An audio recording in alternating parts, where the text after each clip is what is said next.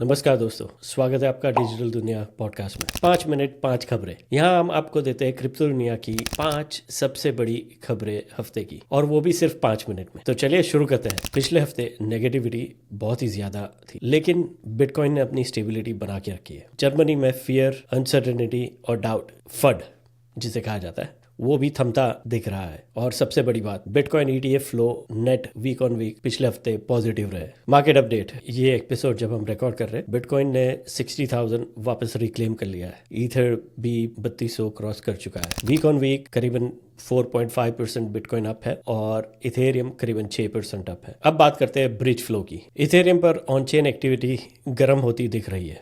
अब बात करते हैं सोलाना की। पिछले हफ्ते सोलाना ने काफी कैपिटल दूसरी ब्लॉकचेन से अट्रैक्ट किया है अपनी ओर पर। ये ऑन चेन एक्टिविटी हमें दिखाती है। लगभग $20 मिलियन सोलाना ब्लॉकचेन में ब्रिज हुए। लोगों में गैम्बलिंग एक्टिविटी, मीम कॉइन का क्रेज बढ़ता जा रहा है और Solana is becoming the go to place ये एक्टिविटियों के लिए। चलिए बात करते हैं डेक्स वॉल्यूम की। अच्छी खबर, डेक्स वॉल्यूम अब फाइनली पिकअप होता दिख रहा है। पिछले 2 महीने खास करके मई और जून में ऑन चेन एक्टिविटी काफी गिर गई थी। पीक एक्टिविटी देखने में शायद थोड़ा टाइम लग सकता है, लेकिन मार्च और अप्रैल की तेजी और रोबस्ट एक्टिविटी एक बेंचमार्क देता है हमें। जब ऑन चेन एक्टिविटी दोबारा रैंप अप होती है तो हमें पता चलेगा कि हमें क्या एक्सपेक्ट करना चाहिए। आज की पहली खबर, स्टेबल कॉइन इश्यूअर पेक्सोस के ऊपर एसईसी ने अपनी कार्रवाई ड्रॉप कर दी है। यूएस सिक्योरिटी और एक्सचेंज कमीशन ने पेक्सोस के स्टेबल कॉइन BSUD की इन्वेस्टिगेशन खत्म कर दी है। एक फेडरल जज के रूलिंग के बाद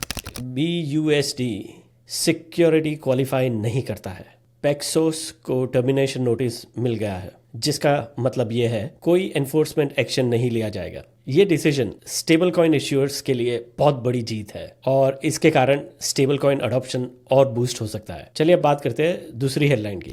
डिजिटल एसेट्स पिछले हफ्तों के सेल ऑफ के बाद रिकवर कर रही है, क्योंकि यूएस इन्फ्लेशन पिछले 3 साल में सबसे लोएस्ट रीडिंग दे रहा है। ये पॉजिटिव डाटा पोटेंशियल रेट की उम्मीद दे रहा है, जिसके कारण क्रिप्टो मार्केट में उछाल देखने को मिला है। जैसे हमने पहले कवर किया, जब हम ये रिकॉर्ड कर रहे हैं, बिटकॉइन करीबन 60,000 क्रॉस कर चुका है और इथेरियम भी $3,200 क्रॉस कर चुका है। तीसरी खबर की बात करते हैं। Financial giant JP Morgan bitcoin में बड़ा उछाल देख रहे हैं अगस्त के महीने में। जेपी मॉर्गन का ये प्रेडिक्शन है कि बिटकॉइन रिबाउंड होगा अगस्त के महीने में। इसकी बड़ी बड़ी 3 वजूहत है। एक है जेमिनी क्रेडिटर्स, दूसरा जर्मनी सेल ऑफ बिटकॉइन और तीसरा माउंट गॉक्स का बिटकॉइन रिपेमेंट प्लान।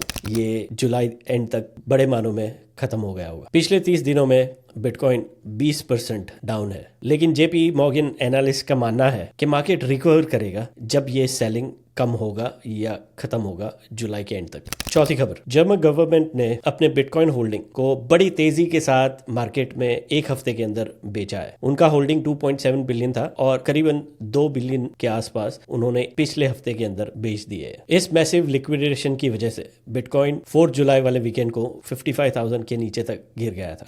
जब ये रिकॉर्ड कर रहे हैं हफ्ते के बाद, तो हमें ऐसा दिखाई दे रहा है कि बिटकॉइन ने ये सेल प्रेशर को काफी मजबूती से एब्जॉर्ब कर लिया है। और जैसे हमने आपको पहले ही बताया था, आज हम जब रिकॉर्ड कर रहे हैं, ये रिबाउंड होकर 60,000 उसने वापस क्लेम कर लिया है। आज की आखिरी और सबसे मुख्य खबर, 18 जुलाई, जी हाँ, ये बहुत बड़ी तारीख हो सकती है। ग्रे स्केल टारगेट कर रहा है इथेरियम के ETF का क्रिएशन 18 जुलाई को। Grey scale Ethereum ETF fund create और डिस्ट्रीब्यूट करेगा और उनका NYC का टिकर भी सिलेक्ट कर लिया है, ETH। ये मूव स्पॉट इथेरियम ETF के एमिनेंट लॉन्च के वक्त आ रहा है और इसके साथ ही ऑफिशियल इथेरियम ETF के ट्रेडिंग होने की शुरुआत का बड़ा एंटिसिपेशन बना हुआ है। तो दोस्तों, ये था हमारा आज का एपिसोड 5 मिनट 5 खबरें। कमेंट्स में हमें जरूर बताइए आपको ये कैसा लगा। हमें फॉलो करते रहिए और मजीद डिजिटल खजानों की खोज में। अगली बार तक सवाल करते रहो, एक्सप्लोर करते रहो द डिजिटल दुनिया। नमस्कार।